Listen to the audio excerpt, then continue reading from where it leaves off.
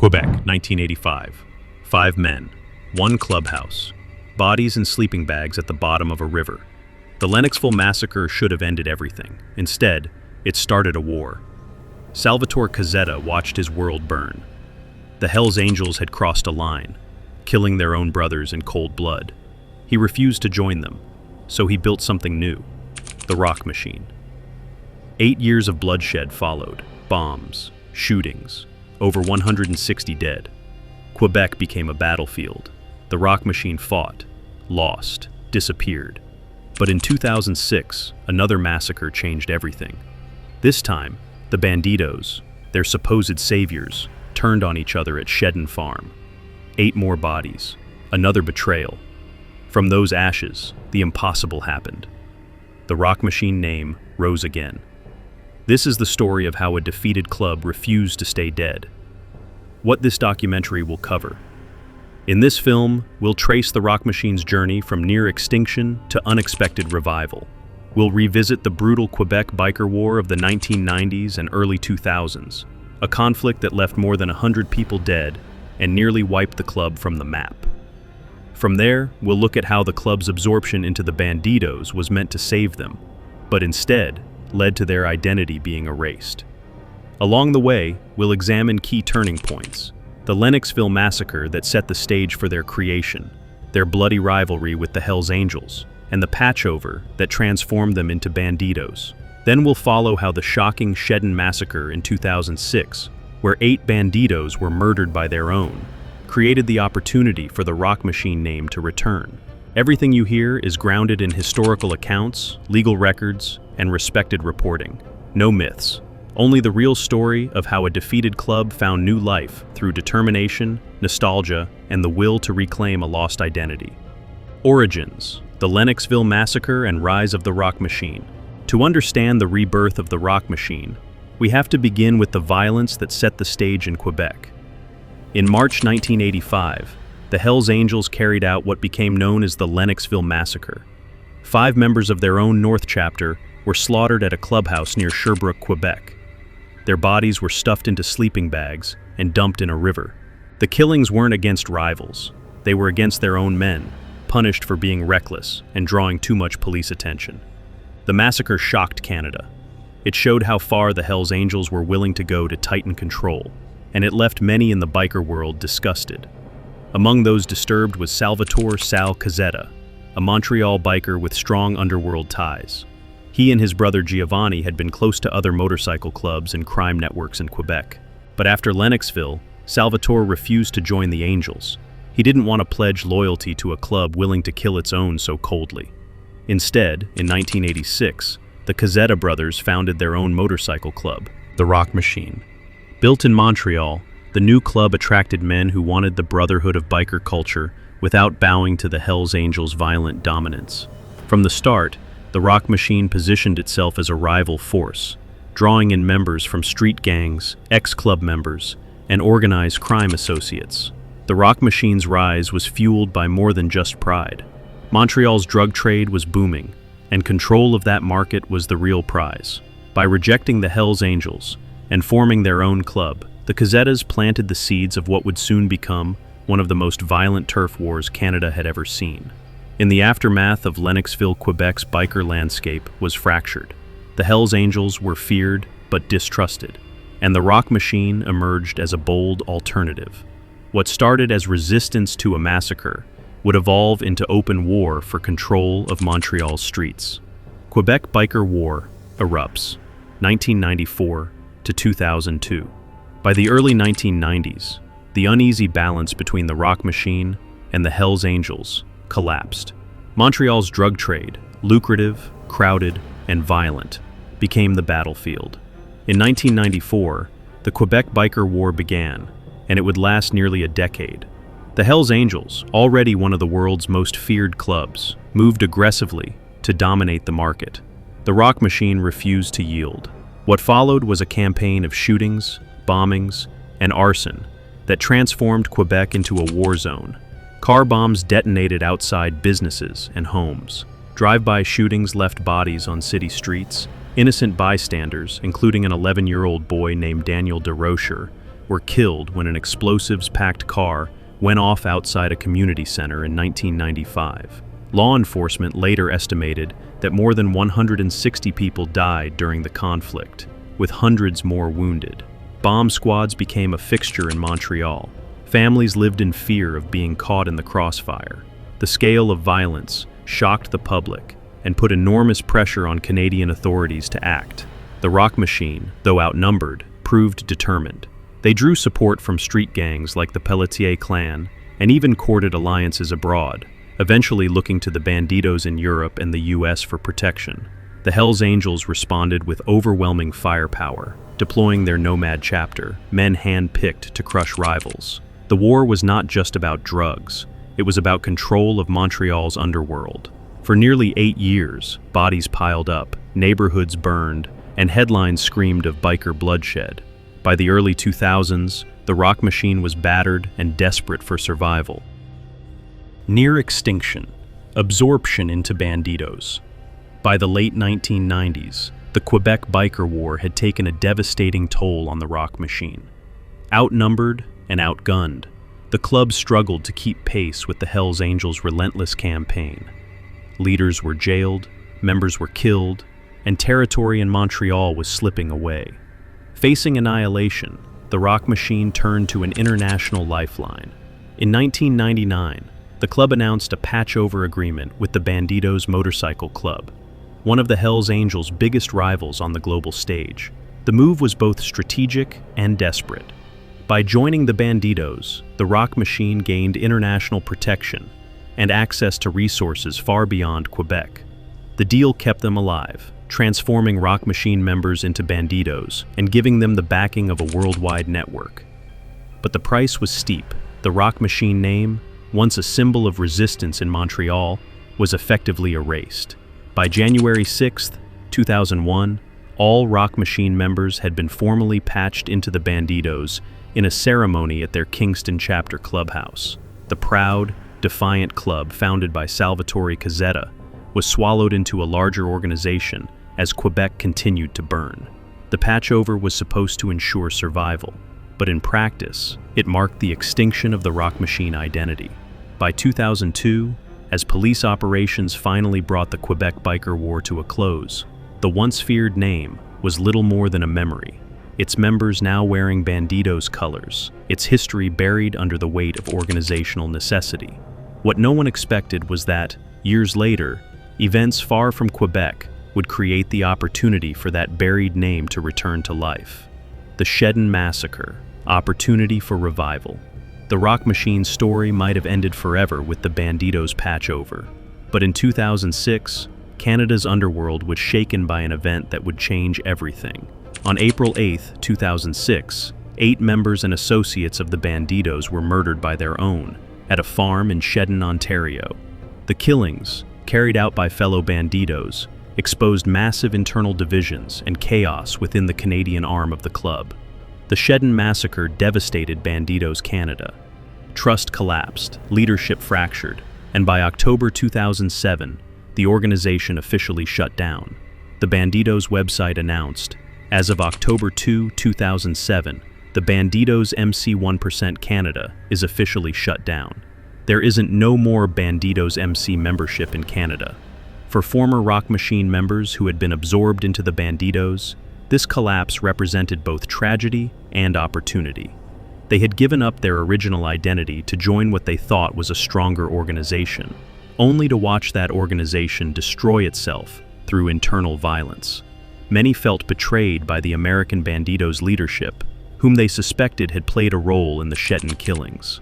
The vacuum left by the Bandidos' collapse created a unique moment.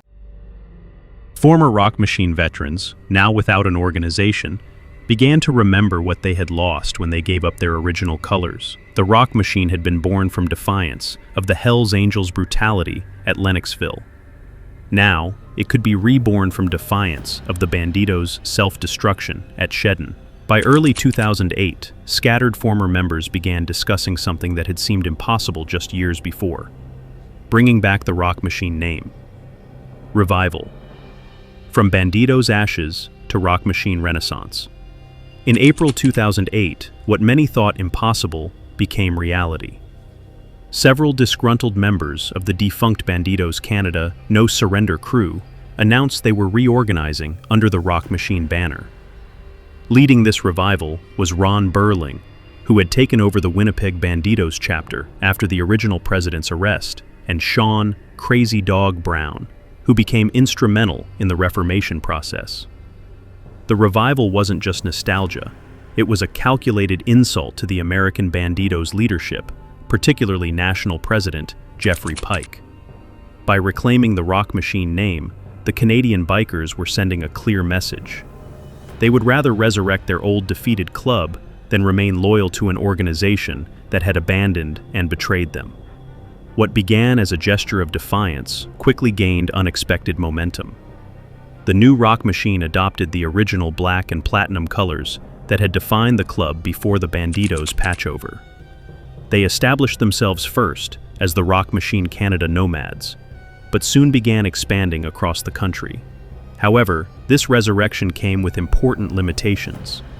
According to multiple sources, including journalist Jerry Langton's reporting, the second version of the Rock Machine has no connection with the first version and just uses the name and the same patch.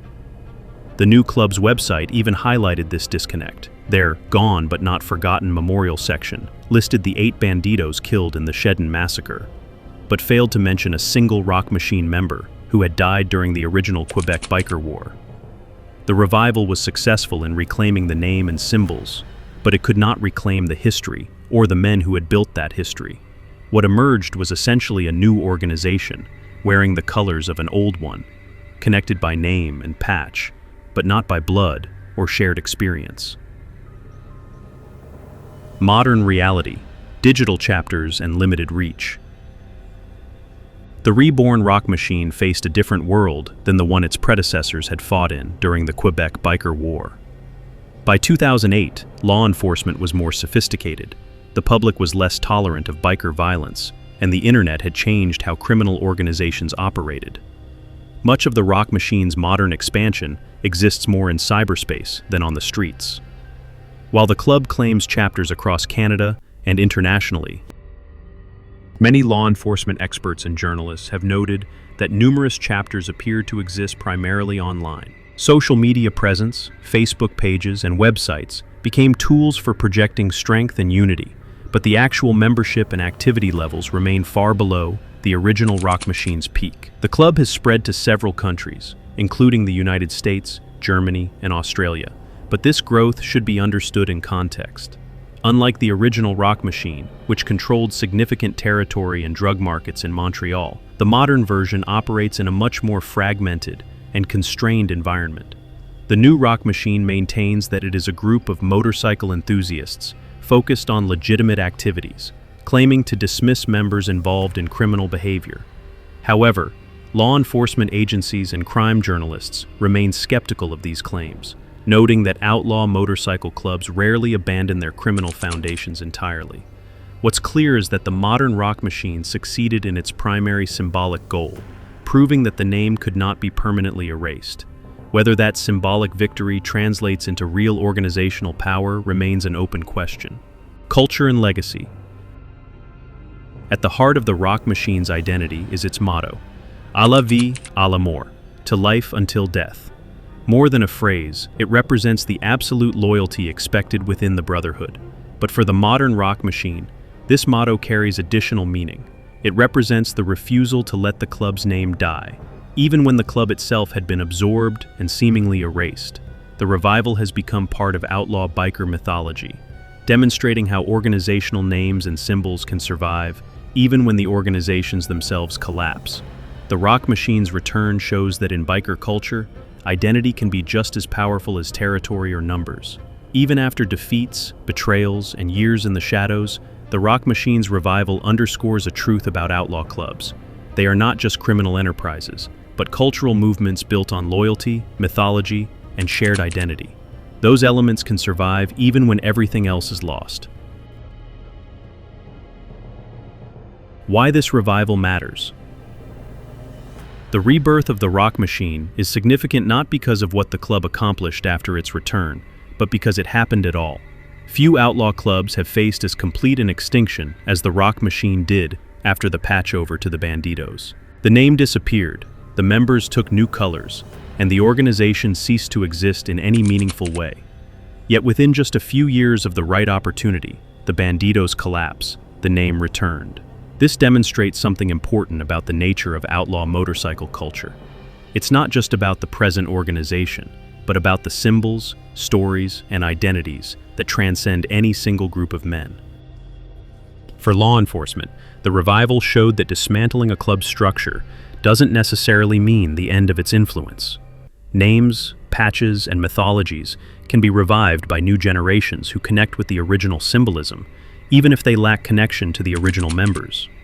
For outlaw biker culture itself, the Rock Machine's return proved that no club name is ever truly dead, as long as someone remembers what it stood for and is willing to resurrect it. Challenges ahead. The modern Rock Machine faces the ongoing challenge of living up to a legendary name, while operating in a very different environment than their predecessors. The original Rock Machine fought the Hells Angels for control of Montreal's lucrative drug trade during an era when biker violence was more tolerated and law enforcement was less prepared.